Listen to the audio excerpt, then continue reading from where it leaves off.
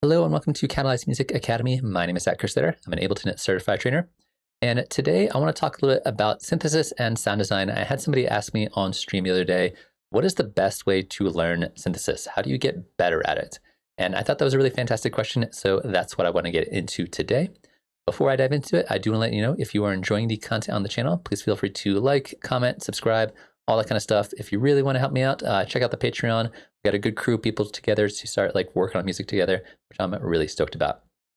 Diving into it, the answer to that question is reverse engineering, which if you already knew that, this may be not the video for you. But if you are somebody who is beginning to learn their way around a synthesizer, you kind of understand how an oscillator works, how a filter works, how envelopes work, all that kind of stuff, but you're struggling to really get the really quality sounds out of your synthesizer that you want.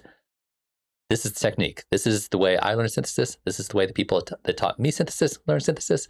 This is going to change everything about how you start making things. So the way this is going to work is you're going to go in and take whatever synthesizer you like the best, Serum, Massive, Vital, Wavetable, whatever, and you're going to find the best presets.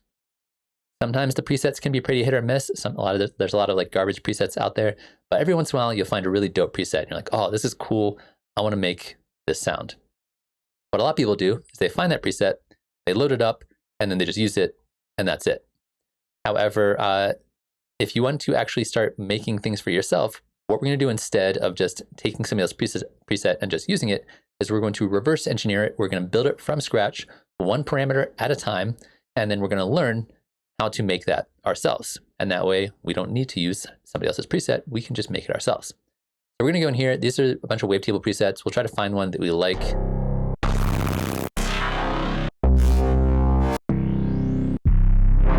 As you can hear, some of them are better than others. Let's go ahead and grab this one, toss it on a track, but you can do this with literally any synthesizer out there that has presets. So we can see what we have going on here. It looks like we have two oscillators doing different things. We got the sub oscillator going on. We got two filters, and then we got a bunch of stuff being modulated in our matrix. So as I play this, sounds kind of cool. I like it.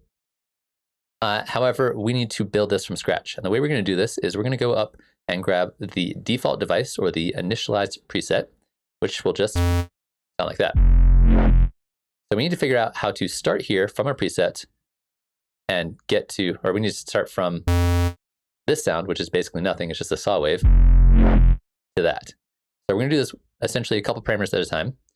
So in oscillator 1, we can see it's in the distortion folder, phased, 22%, with the FM effect at 100, 100, and minus 2 cents. So we're going to go over here. We're going to find the distortion phased. And this was at 22%, I believe, which sounds like that. We're going to go to the FM effect. We're going to turn up the amount, 100%, and then tune, also 100%, and this down 2 cents. So the idea is that as we do this a couple parameters at a time, we'll start to hear that sound transform from the initialized preset into our actual preset that we're trying to make, which right now still sounds nothing like it, but we'll get there eventually.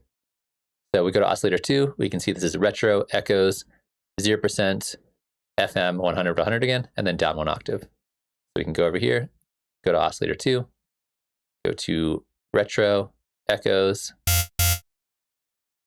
FM here, 100, 100, and then down an octave on this guy. So getting a little closer, one step at a time. We can see that the sub oscillator is turned on, negative 6 decibels, 58%, -1. So we'll go over here, turn on the sub, negative 6 decibels, 58 or so, I believe, like that. And then we'll jump over to the filter. We can see we have a low pass, 24, PRD, 57, 131, and about 4 decibels on that. So that literally all we're doing is every single parameter, one at a time, just going back and forth and trying to create the sound. So 24 here, PRD, I think this is at 130. You can hear us filtering out all the sounds. This was way up, and this was 3 or 4. So we can see it's bunch of things are happening, but as you go through this process, you'll start to hear and understand, oh, this parameter is really important to get the sound that I want, or this parameter right here is really important to get the sound that I want. So you start to identify which are the important parameters and effects and things you're going to be using in your sounds, and identifying them so that when you sit down to make sound design, you're not just randomly hitting buttons. You can identify the important parameters and you can use them in ways that make sense for the style of sound design you want to be doing. So we filled out a bunch of stuff. I'm not going to do everything because there's a lot of stuff that's being modulated here. So for the sake of time, we're going to go check out envelope 3. And it's got this little ramp up over 700 milliseconds and then a ramp down over about 250 milliseconds. So we'll go over here to our envelope 3. We will turn this down.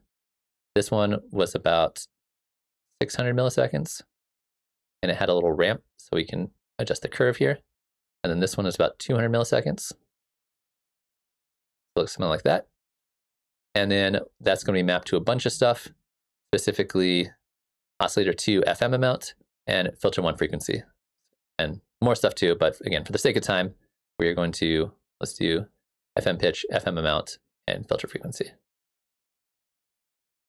So we'll go over to our matrix. We will go FM pitch, like 100, FM amount was a bunch. And then most importantly here, filter frequency. I don't remember how much it was. Let's go back and check. Filter 1 frequency, about 100. So now we can start to hear how it's getting a lot closer, right? So if I kept doing this, if I kept on like going through everything, this was set to mono with a little bit of glide. Unison was set to like classic with like 5 and I think 18 or so.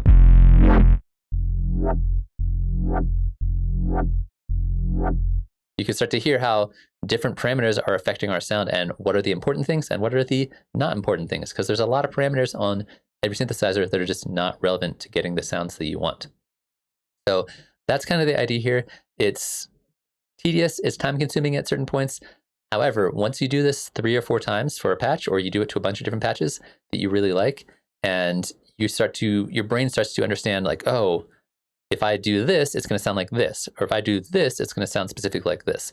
And that allows you to make better decisions when you are either taking other people's presets and tweaking them, or you're building your own presets from scratch. So I recommend just going through, picking out the best presets, maybe even like adding them to your collections or your favorites, just so you have like a folder of them, going in individually, redesigning, reverse engineering a bunch of them from scratch.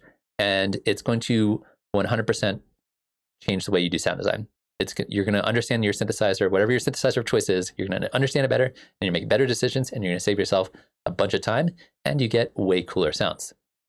Another thing I would like to point out is that, especially if you're using the Ableton Live devices, a bunch of them have not only the synthesizers, but also the effects built in. So you can go in here and you can see these settings for all these effects. Essentially, all these presets are open source. You can dive right in and you can just fiddle around and kind of like see all this stuff, and then again recreate them from scratch, including the effects with them, so you get the whole picture there, because a lot of times the effects can really define a lot of these presets. If you want to, you can also put it in a rack and add the macros. Oftentimes I think the macros are optional when you're kind of designing stuff yourself from scratch, but those will also be there as part of how you're going to be doing the sound design. So try it out for yourselves. Let me know how it goes in the comment section below. It's super effective for just understanding synthesis and becoming a synthesis master yourselves. I do it occasionally from time to time. Anytime I find a cool preset, then I'm like, oh, I want to make something like this. Take the time, reverse engineer it, and see what it does. So that's going to be it for this video. Hopefully you enjoyed watching that. Hopefully that is helpful for you, and I will see you again in the next video. Thanks for watching.